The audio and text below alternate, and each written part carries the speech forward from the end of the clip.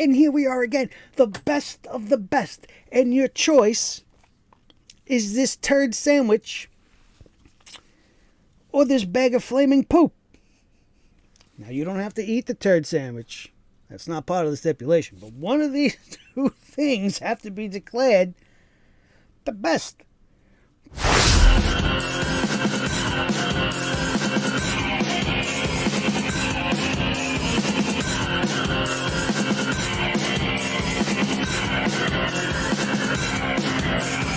The Sledgehammer Wrestling Show.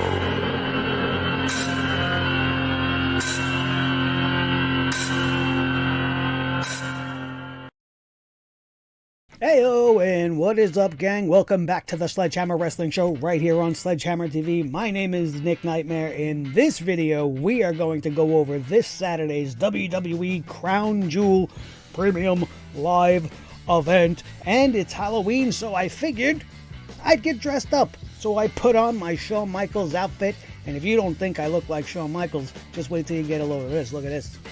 All right? The shoulder action, Shawn Michaels' signature move, had about as much rhythm as he used to actually have back in the day. Well, that's enough of that. Let's get into this weekend's show. We got a pretty big card, 7 matchups.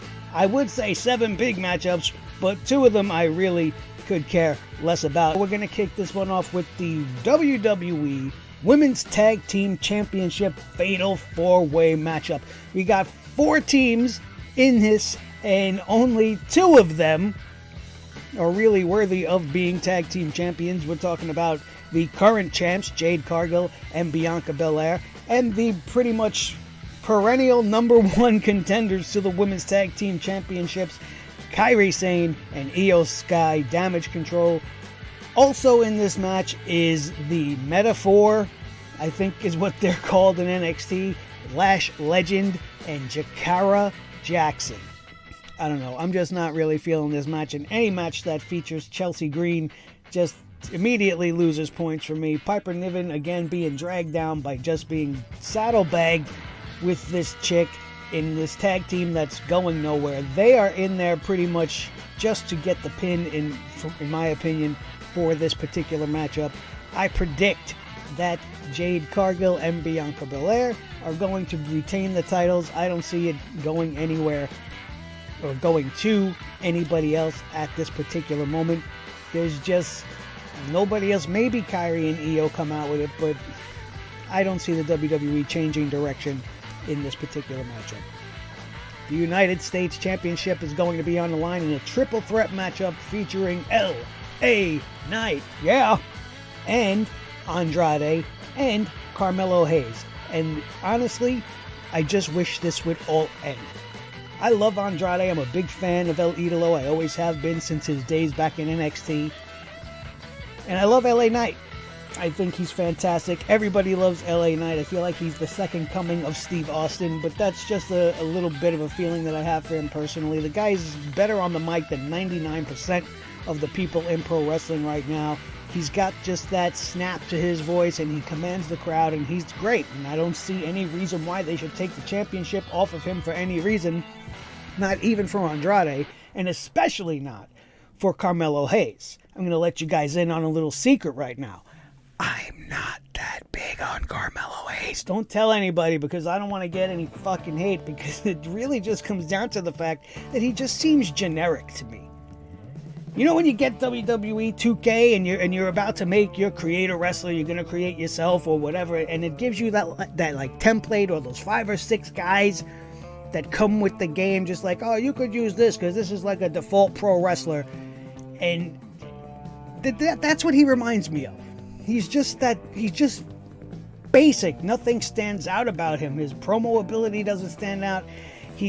There's nothing about this him character that speaks to me in any way.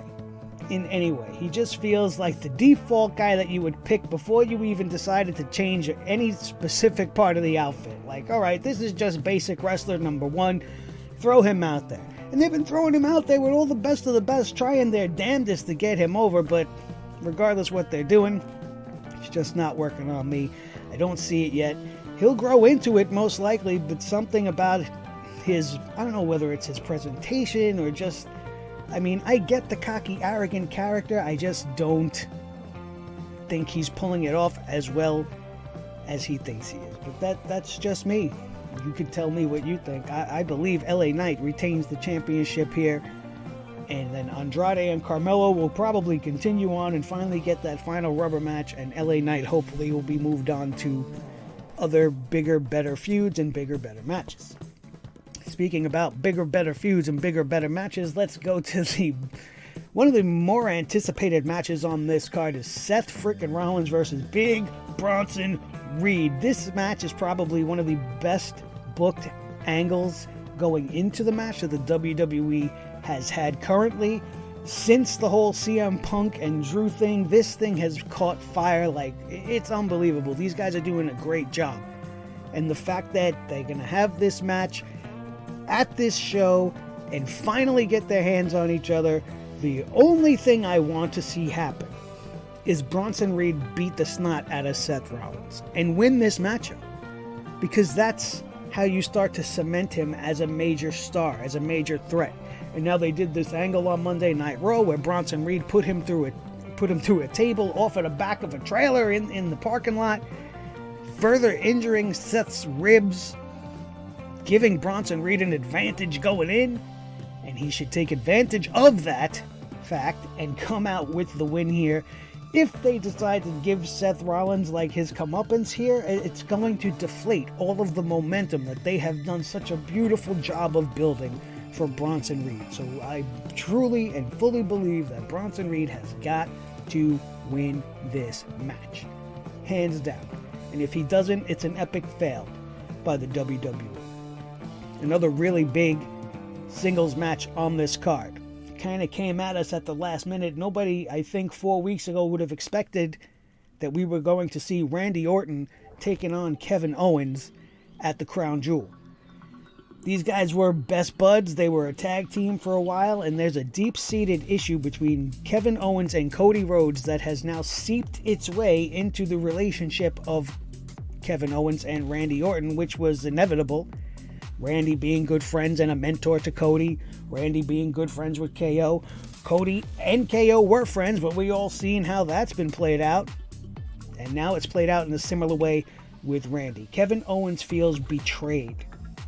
And I think Triple H said it best when he gave Randy this match on SmackDown.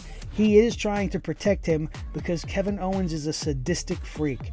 And Kevin Owens is doing what he did to Cody, right? And he's jumping friends from behind. This is like his MO. But there's just something a little more personal here. And when you feel like somebody's betrayed you, there's much more of a bitterness to your anger, right? It's one thing to just be angry at this guy. Oh, this guy bumped my car, whatever. But if the guy bumped your car on purpose, you know what I mean? That just, you'll feel betrayed. It's a different type of feeling. And that's what's going on with Kevin Owens right now. I don't know what sent him over this edge, but it was there right from the beginning with Cody. There was just something not right with Kevin, and this is when he is the most dangerous. But we are also talking about the Viper Randy Orton, which you could pretty much say the exact same things about, right? Kevin Owens now has gotten personal, taking it to the next level with Randy Orton, and Randy Orton is seething with anger to get his revenge. But this is one of the ones on this card that I really just, I can't predict. I have a hard time. I mean, it's a 50-50. They could go with Randy or they can go with Kevin, but if they're building something towards another feud with Kevin and Cody, then maybe Randy takes the L. Maybe Kevin Owens wins, and he does so by nefarious means, which would give credence to everything Triple H warned Randy Orton about going in. We'll have to wait and see what happens, but that's going to be my call. I think Kevin Owens wins this by being a son of a bitch and doing something really bad to Randy Orton, which is only going to either extend this feud further or it's going to make Cody really even more angry with Kevin, and then we'll go further with that. Either way, sign me up. I'm on board with either one of those things. The first of the two Crown Jewel Championship matchups is one of the matchups I really could care less about. And I think this is the case for most of us. We got WWE Women's Champion Nia Jax taking on Women's World Champion Liv Morgan. And this belt was described by Triple H in its introduction as a symbol to recognize the best of the best when it comes to the champions of the WWE. And in this particular matchup, if either girl wins, that is not the proper representation of the meaning of that belt. You're gonna sit here and tell me with a straight face that either Nia Jax or Liv Morgan is the best of the best. They like to do this when they go to Saudi Arabia, right? We had to watch Shane McMahon be declared the best in the world in that ridiculous tournament. And here we are again, the best of the best. And your choice is this turd sandwich or this bag of flaming poop. Now, you don't have to eat the turd sandwich. That's not part of the stipulation. But one of these two things have to be declared the best. But in either scenario, on the inside, shit. Now, who wins? I don't care. Who loses? I don't care. Do you? Not only do I not care because this is like a glamour title and it's not going to mean anything, I have no investment in this match. But as I just previously stated, these are two of my least favorite characters on the roster. I'll say it that way to put it nicely. And maybe the best thing that could happen is that this whole thing implodes and Tiffany Stratton comes out and cashes in on one or maybe both of them. Wouldn't that be great? I know that's not how it works, but I'm just trying to think outside the box for something that would make me give a shit. And that's definitely the match of the night to go take a piss break. I'll tell you that. Or maybe I'll make a bag of popcorn. At least that'll take 2 full minutes. I don't know. I don't know what I'll really have enough time for. The 2 biggest matches on the night. We'll talk about since we're talking about the Crown Jewel Championship, we'll keep going from there. Undisputed WWE Champion Cody Rhodes versus World Heavyweight Champion Gunther. And for the same reason, but slightly different with the women's match, I hate this match on all levels. I've talked about it before on this channel. I put up a couple of shorts about it. In this case, you have 2 of the very best in the world at what they do right now. You have Cody Rhodes on one end, you have Gunther on the other end. Both solid champions. Both great representations of what a champion is, and either one of them winning this match would be deserving of being called the best of the best.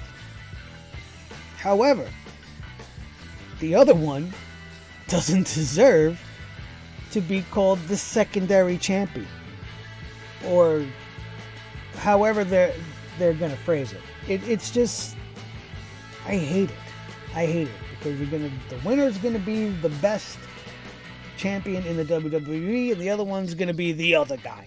You know what I mean? It just makes the loser is going to come out looking terrible here, and I just don't see the value of it. You're going to have a definitive winner, Triple H says, so either Cody's going to win this thing and make Gunther look like the shit champion, or Gunther's going to win this thing and make Cody look like the shit B-level champion. And I don't like it. I don't like it. I feel like it's unnecessary. If anything, you should have made this belt and maybe did qualifying matches and a tournament for this instead of having 2 tournaments for the tag championships. and then just have the winner win this stupid belt, and then it could go away because it doesn't mean anything. You know, the one interesting thing, and I hate that I say things like that sometimes, because, you know, to me, and to maybe most of us, this is a meaningless glamour title. But I wonder how they feel about it in Saudi Arabia. Like, does it really mean something to them? Are wrestling fans in other parts of the world really invested in this crown jewel thing? Do they think it means something? Or is it just us jaded people in the United States?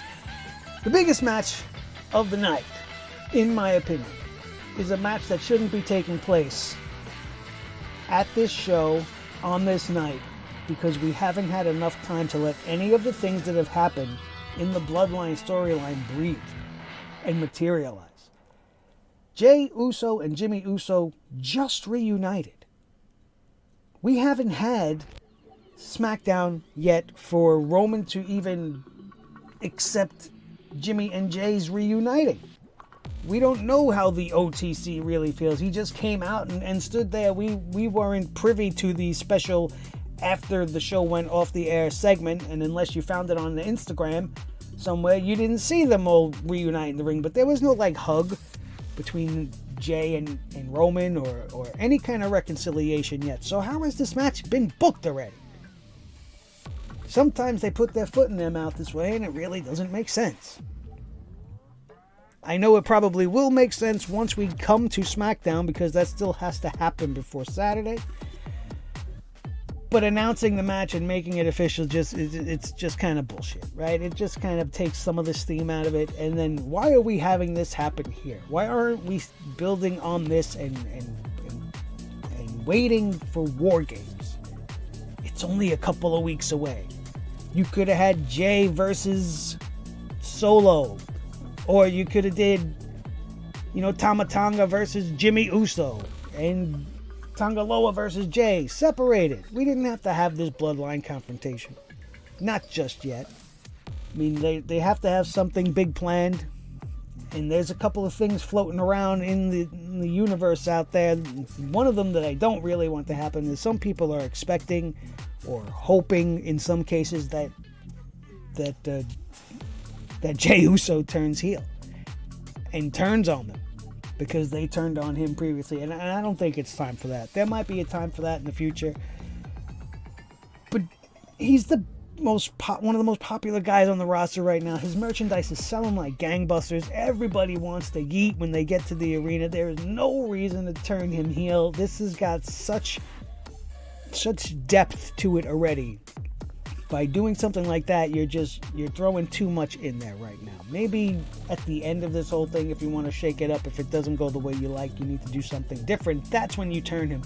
No need to do that right now. Everybody's on a high with this. Everybody's loving the fact that the original Bloodline is together. But the fact that this match is happening so quickly without much... I mean, I shouldn't say without much, right? Because there's been a lot of stuff going on, but it's just happening at such a rapid pace that none of it's really felt.